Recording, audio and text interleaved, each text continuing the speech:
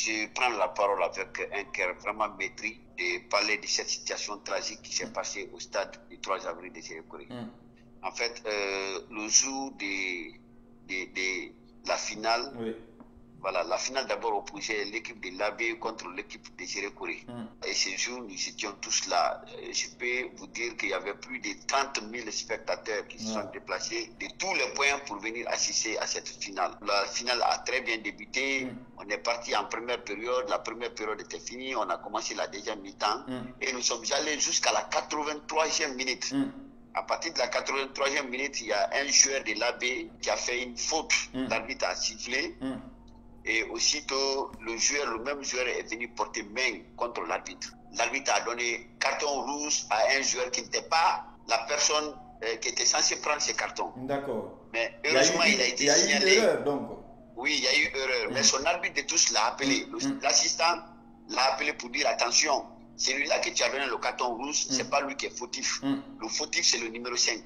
Il est allé, il a annulé le carton et il est revenu sur la charge. Il a donné le carton rouge à celui-là qui avait fait la faute, qui avait frappé le joueur. Dès qu'il a donné, le même joueur s'est déchaîné, il est venu frapper l'arbitre. Il est venu frapper l'arbitre, donc c'est comme ça la sécurité est venue. Le match a été interrompu pendant au moins 1 à 2 minutes. La sécurité est venue les sensibiliser.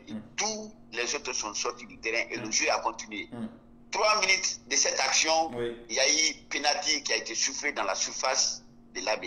Penalty accordé à l'équipe de Sérékoré. Le penalty a été sifflé, l'action était dans la surface. Dans la surface. D'accord. Voilà, donc dès que l'arbitre a soufflé cette fois-ci le penalty, le joueur qui était juste à côté de l'arbitre a encore frappé l'arbitre. Il a couru derrière l'arbitre et c'est comme ça la sécurité est descendue sur le terrain en protégeant les joueurs de l'AB et en protégeant aussi les arbitres. Donc ainsi les spectateurs se sont déchaînés contre l'équipe de l'AB et la sécurité. Le public est descendu sur l'aire du jeu. Le public est resté d'abord à la tribune. Les jets de pierre ont commencé derrière le stade. Ça, ce n'était pas dans le stade. Derrière le stade, ils ont commencé à faire les jets de pierre. Donc, aussitôt, ceux-là qui étaient assis à la tribune, maintenant, là, ont pris peur. Parce que parmi eux, il y a certains qui ont été blessés. Donc, eux aussi, ils sont descendus de la tribune pour venir directement aux pelouses. C'est comme ça, le pelouse a été envahi. Et les gens avaient commencé maintenant à courir derrière les joueurs. Mais heureusement, la sécurité a protégé les joueurs en les montant tous dans les pick-up. Et là, la sécurité a commencé à mettre les gaz lacrymogènes pour disperser les gens. Est-ce qu'il y avait la sécurité suffisante aussi pour un match qui a drainé plus de 30 000 personnes? Et effectivement, il y avait la sécurité. Ces jours, moi-même, j'ai été étonné de voir toutes ces sécurités-là. Je me demandais, ils sont venus d'où? Parce qu'il y avait beaucoup de policiers, il y avait beaucoup de gendarmes. Et les officiels qui sont venus de Conakry sont venus aussi avec beaucoup de sécurité. Donc la sécurité était vraiment là. Mais sachez que quand le public se déchaîne, c'est très difficile de les maîtriser. C'est très très difficile de maîtriser.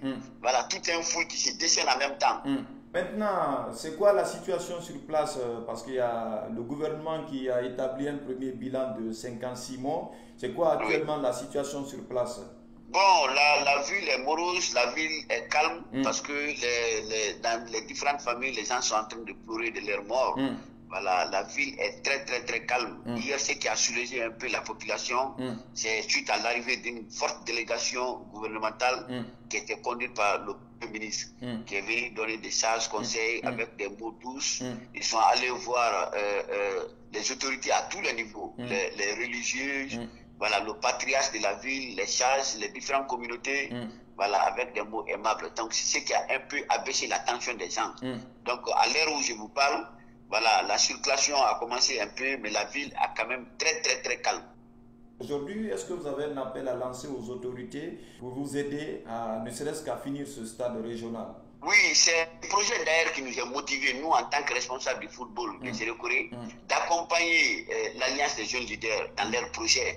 Parce qu'à partir de là, on s'est dit, peut-être qu'à cette occasion, on aura la chance d'avoir presque toute la délégation gouvernementale ici. Et on va faire un cri de cœur. Nous allons venir vers eux pour les demander vraiment de nous accompagner afin que le stade-là soit rénové. C'est ce qui nous a motivés à accompagner l'Alliance dans son projet de compétition. Voilà, aujourd'hui, si vous me posez la même question, je ne pourrais d'abord vous dire que merci, merci, et ça nous va droit au cœur de dire que toute personne qui est prête à nous accompagner pour que le stade de Jéré-Kouroui vraiment soit achevé complètement, vraiment on est de cœur avec la personne. Je profite de votre micro maintenant là pour lancer un appel solennel au gouvernement guinéen de nous accompagner. Imaginez, il y a les stades synthétiques dans toutes les régions de la Guinée, sauf à Jéré-Kouroui. Alors, Jéré-Kouroui ne fait pas partie des régions de la Guinée. Vraiment, nous prions Dieu et nous demandons aux autorités de nous accompagner pour que le stade de Jéré-Kouroui puisse être achevé. Merci beaucoup, Président. C'est à moi de vous remercier.